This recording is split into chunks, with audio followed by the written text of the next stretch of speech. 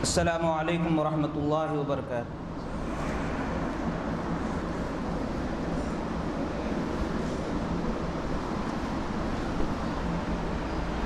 الحمد للہ رب العالمین والصلاة والسلام علی رسولہ الامین، اما بعد فاعوذ باللہ من الشیطان الرجیم، بسم اللہ الرحمن الرحیم۔ حامیم والکتاب المبین، انا انزلناہ فی لیلۃ مبارکہ انا کنا منذرین فیہا یفرق کل امر حکیم۔ وعن ام سلمہ رضی اللہ تعالی عنہا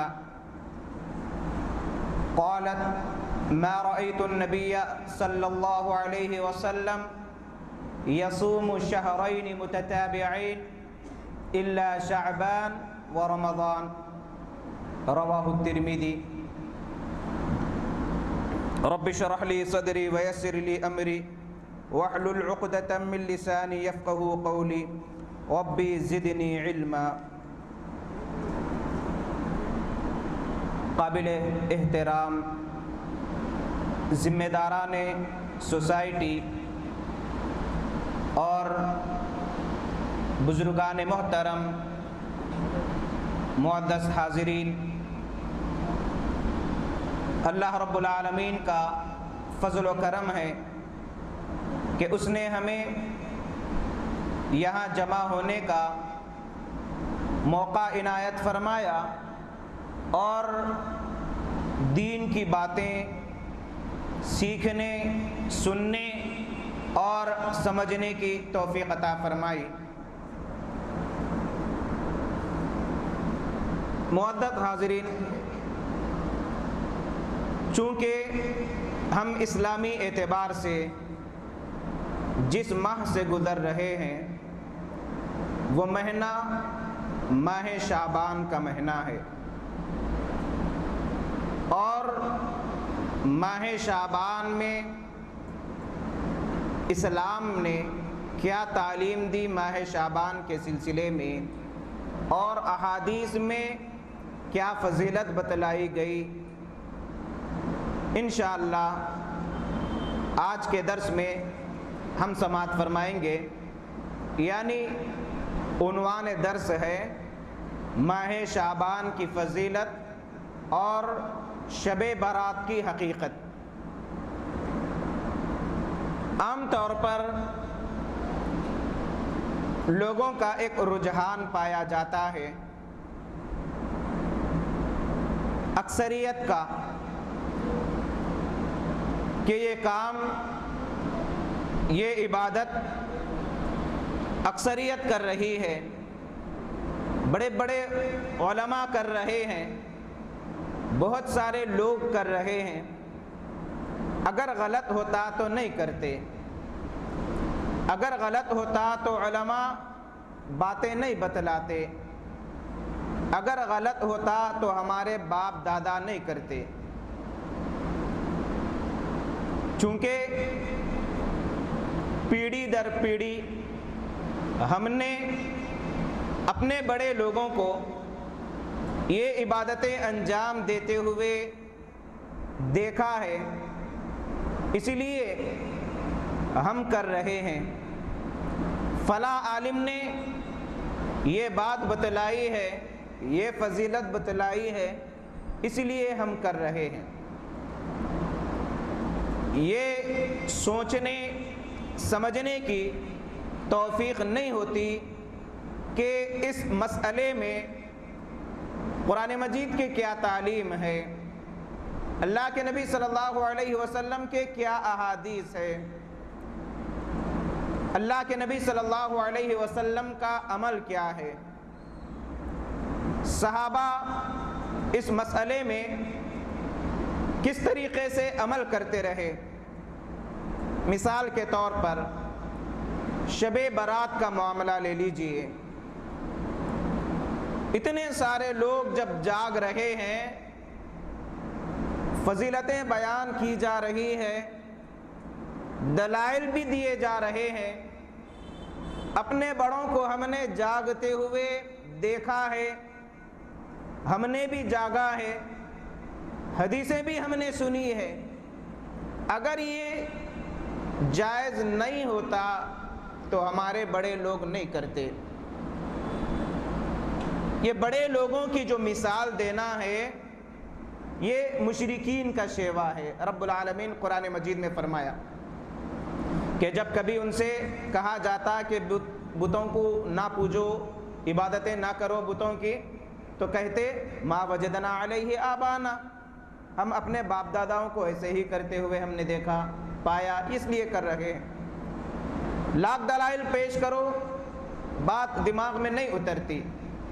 وہیں پر دوسرا نظریہ یہ پایا جاتا ہے لوگوں میں کہ جس چیز کو لوگ عام طور پر حق سمجھتے ہیں، صحیح سمجھتے ہیں، اس کے خلاف سننا گوارا نہیں کرتے، پسند نہیں کرتے، بھڑک جاتے ہیں، بے چین ہو جاتے ہیں، ہمارے عمل کو غلط کہہ رہے ہیں، ہماری سوچ کو غلط کہہ رہے ہیں، ہماری عبادت کو غلط کہہ رہے ہیں، بھڑک جاتے ہیں۔ ایسے لوگوں کے سامنے لاکھ دلائل پیش کیے جائیں پھر بھی ماننے کے لیے تیار اس لیے نہیں ہوتے کہ انہوں نے ایک چیز کو حق سمجھا، اس لیے لڑنے جھگڑنے آ جاتے ہیں۔ وہی معاملہ ماہ شعبان کے سلسلے میں ہے، وہی معاملہ شب برات کے سلسلے میں ہے۔ دوسری بات، آج ایک نظریہ پایا جاتا ہے لوگوں میں، shortcut, U turn, shortcut, کہ کم سے کم وقت میں زیادہ سے زیادہ مل جائے۔ سفر کی مسافت طویل ہے، اگر کوئی شارٹ کٹ مل جاتا تو پیٹرول بھی بچ جاتا، وقت بھی بچ جاتا، کام بھی ہو جاتا۔ ویسے ہی لوگ کمائی کے معاملے میں، کمانے کے سلسلے میں بھی یہی چاہتے ہیں کہ کوئی لاٹری لگ جائے، کوئی خزانہ مل جائے، کم وقت میں، کم محنت میں زیادہ سے زیادہ مل جائے تو کتنی اچھی بڑی بات ہے۔ اور ایسے نظریے والے عام طور پر جیل کی سلاخوں میں رہتے ہیں، اس لیے کہ ایمانداری پر بھروسہ نہیں رہتا، محنت پر بھروسہ نہیں رہتا۔ وہیں پر اگر یہ شارٹ کٹ کا نظریہ دنیاوی اعتبار سے سفر کی حد تک اگر ہے تو بہتر ہے، اگر یہ نظریہ دین میں آ گیا تو انسان دین بیزار بن جاتا ہے۔ اور یہی نظریہ اکثریت کا ہے آج مسلمانوں میں کہ کچھ راتیں جاگ لیں، عبادت کر لیں، ان راتوں میں زندگی بھر کی چھوٹی ہوئی نمازیں پڑھ لیں اور کچھ ایام کے ایک آدھ روزہ رکھ لیں،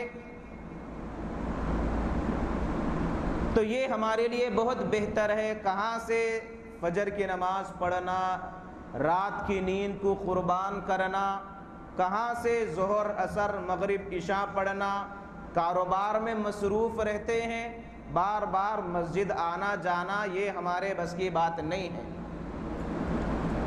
روزے رکھنا ماہ رمضان کے ایک مہینہ، جبکہ یہ ایک مہینہ ہمیں ملتا ہے کمانے کے لیے، اگر ہم کمانا چھوڑ دیں گے تو یہ موقع ہاتھ سے چلے جائے گا۔ اس لیے شروع کا ایک، درمیان کا ایک، آخر کا ایک روزہ رکھ لیں گے، 3 کے 30 مکمل ہو جائیں گے، فضیلت مل جائے گی۔ تو آج مسلمان عبادتوں میں شارٹ کٹ تلاش کرتا ہے، اور فضائل بتلانے والے بھی آج بہت زیادہ ہیں، مل جاتے ہیں۔ یہ جو شارٹ کٹ کا نظریہ ہے دینی اعتبار سے، اس سے مسلمان آخرت کے تصور سے بے خوف ہو جاتا ہے، دنیا میں اس کا دل لگ جاتا ہے، عبادتوں میں سستی آنے لگتی ہے، اور جب کم سے کم وقت میں ایک آدھ رات، سال میں ایک دو رات جاگ لیں گے تو جب فضیلت ہمیں سال بھر کی عبادت کی مل رہی ہے، چھوٹی ہوئی جو نمازیں ہیں وہ بھی پڑھنے کا ایک رات میں اگر موقع مل رہا ہے قضائے عمری کی شکل میں، تو پھر دن بھر رات بھر کیوں عبادتیں کریں؟ یہ میں تمہید اس لیے بتلا رہا ہوں کہ آپ جانتے ہیں کہ ماہ شعبان کی فضیلت کیا ہے، کیا بدعتیں انجام دی جاتی ہے۔ یہ صرف اس لیے ہے کہ تاکہ ان لوگوں کو سمجھائیں، بتلائیں جو لوگ بدعات کو سنت سمجھتے ہیں اور سنتوں کو نظر انداز کر دیتے ہیں، تاکہ ہم جو جانتے ہیں حق دوسرے لوگوں کو دلائل کی بنیاد پر بغیر ناراض کرے، اچھے سے اچھے انداز میں سمجھائے دلائل کی روشنی میں، تاکہ مخالفت کرنے کے بجائے کم سے کم ہماری بات سنے، قبول نہ کرے کوئی بات نہیں، جو نظریات ہے وہ ختم ہو جائے۔ اسی لیے یہ تمہید بتلا رہا ہوں میں آج جو نقطہ نظر ہے دنیا کا۔ جب ہم کو تمہیداً کچھ باتیں معلوم ہو گئی تو ذرا ہم آگے بڑھتے ہیں۔ ماہ شعبان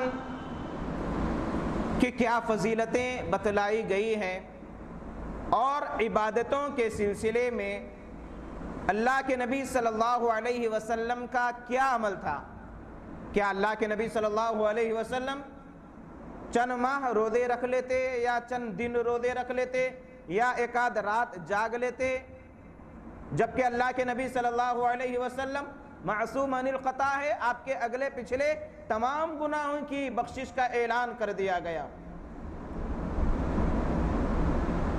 لیکن اس کے باوجود اللہ کے نبی صلی اللہ علیہ وسلم کی رات کی عبادتیں، دن کی عبادتیں ایسی ہیں کہ پڑھنے کے بعد تعجب ہو جاتا، اور جب صحابہ کے درمیان اللہ کے نبی صلی اللہ علیہ وسلم موجود تھے تو پریشان ہو جایا کرتے تھے۔ اللہ کے نبی صلی اللہ علیہ وسلم موسمی عبادت کرنے والے نہیں تھے، نہ صحابہ ایسے تھے، بلکہ زندگی کا کوئی لمحہ رب کی رضامندی کے بغیر نہیں گزرتا تھا، کوئی لمحہ نہیں گزرتا تھا، ہمیشہ ہمیشہ استغفار کرنا، جبکہ کوئی گناہ نہیں کرتے تھے۔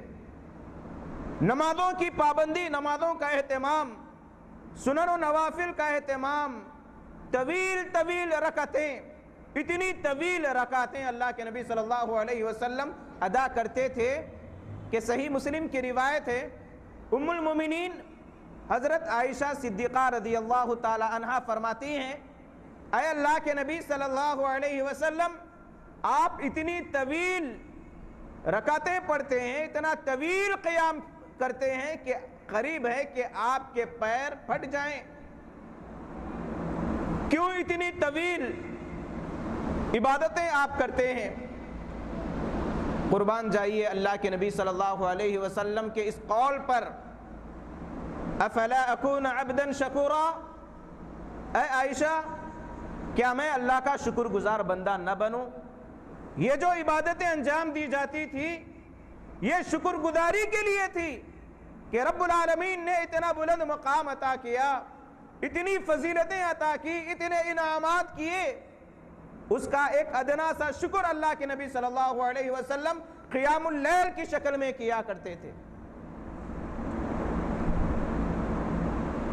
مغیرہ رضی اللہ تعالیٰ عنہ فرماتے ہیں، یہ بھی صحیح درجے کی روایت ہے، امام مسلم رحمۃ اللہ علیہ نے اپنی صحیح میں نقل فرمایا کہ اللہ کے نبی صلی اللہ علیہ وسلم کو جب اتنا طویل قیام کرتے، لمبی لمبی رکعتیں ادا کرتے، طویل سے طویل قیام کرتے دیکھتے، اور اللہ کے نبی صلی اللہ علیہ وسلم کے قیام کی کیفیت کیا تھی؟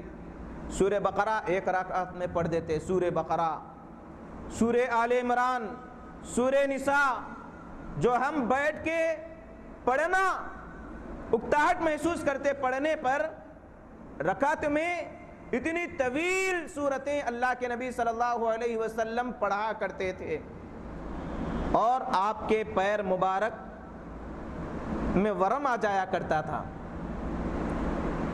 مغیرہ رضی اللہ تعالیٰ عنہ فرماتے ہیں، اے اللہ کے نبی صلی اللہ علیہ وسلم،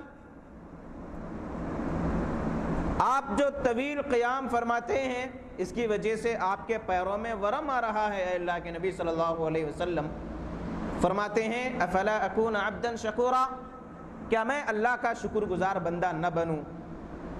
وہیں پر روزوں کا حال بھی یہی تھا اللہ کے نبی صلی اللہ علیہ وسلم کا، کہ اللہ کے نبی صلی اللہ علیہ وسلم ایام 20 کے روزے رکھا کرتے تھے۔ ہر مہینے کی چاند کی تاریخوں میں سے 3 تاریخوں کے جو روزے ہوتے ہیں اسے ایام 20 کا روزہ کہتے ہیں۔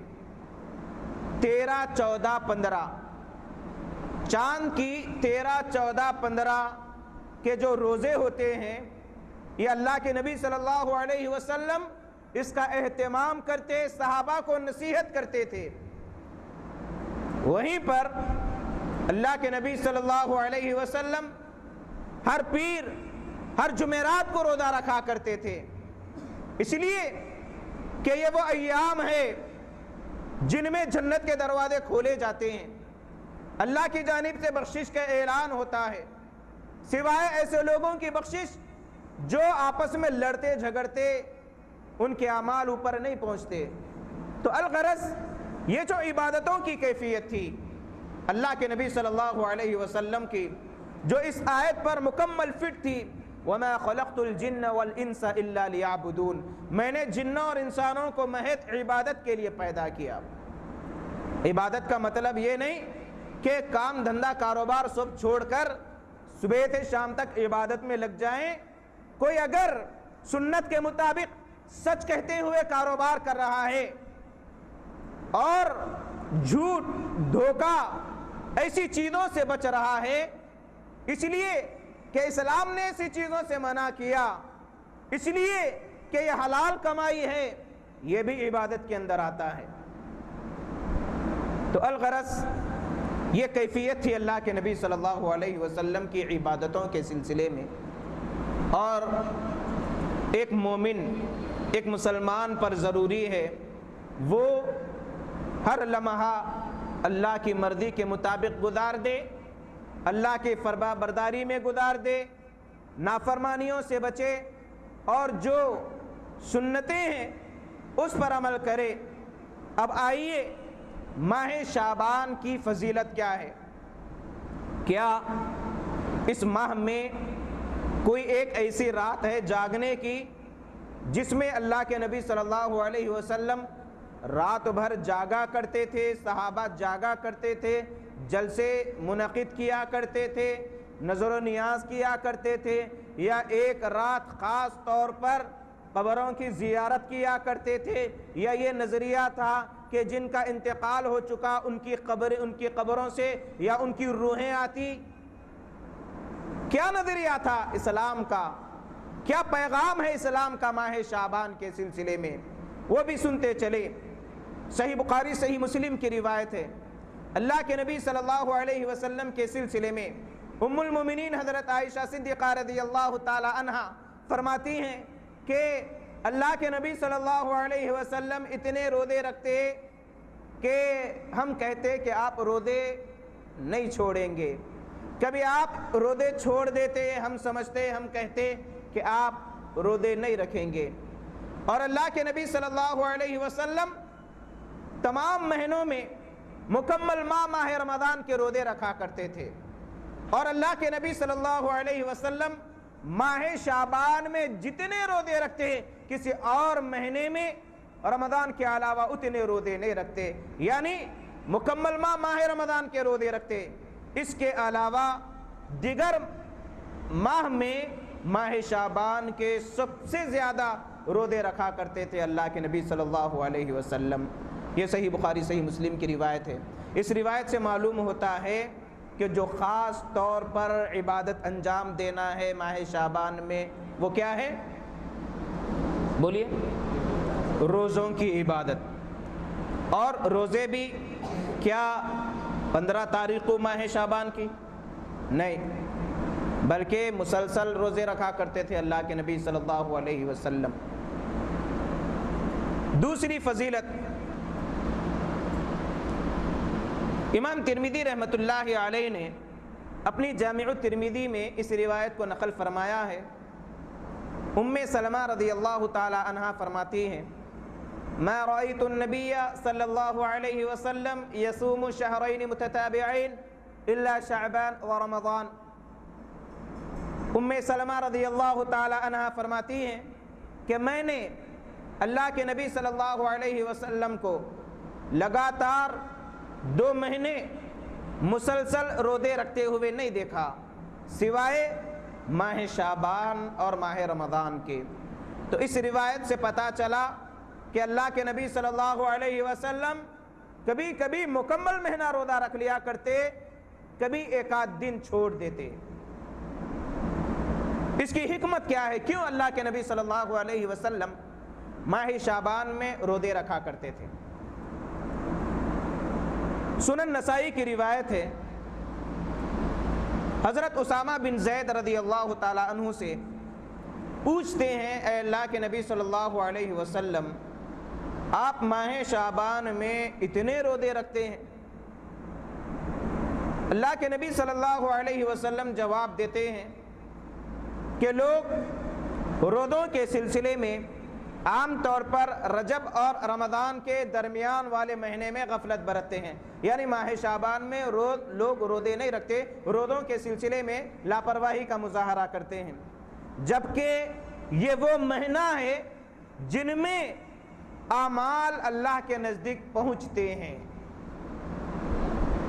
اور میری خواہش یہ ہے کہ میرے اعمال روزے کی حالت میں پیش ہو جائیں۔ یہ فضیلت بتلائی گئی، یہ حکمت بتلائی گئی ماہ شعبان کے سلسلے میں۔ یہ نہیں بتلایا گیا کہ ماہ شعبان میں کوئی ایک رات روزہ رکھ لے، ایک رات جاگ لے، عبادتیں کر لے اور اس کی وجہ سے زندگی بھر کے گناہ معاف ہو جائیں گے یا سال بھر کے گناہ معاف ہو جائیں گے، اب جو چاہے کر لو، کچھ ہونے والا نہیں، جو بخشنا تھا بخش والیے ہم، نہیں۔ اور صحابہ بھی اللہ کے نبی صلی اللہ علیہ وسلم کی تعلیمات پر عمل کرتے تھے۔ معلوم ہوا کہ ماہ شعبان میں جو خاص عبادت انجام دینی ہے اور جو سنت سے ثابت ہے وہ روزوں کا اہتمام ہے۔ دوسرا، ماہ شعبان کی 15ویں تاریخ کے سلسلے میں کیا کوئی فضیلت بھی آئی ہے اس کی؟ ہاں، ایک فضیلت بتلائی گئی جو صحیح درجے کی روایت ہے۔ ماہ شعبان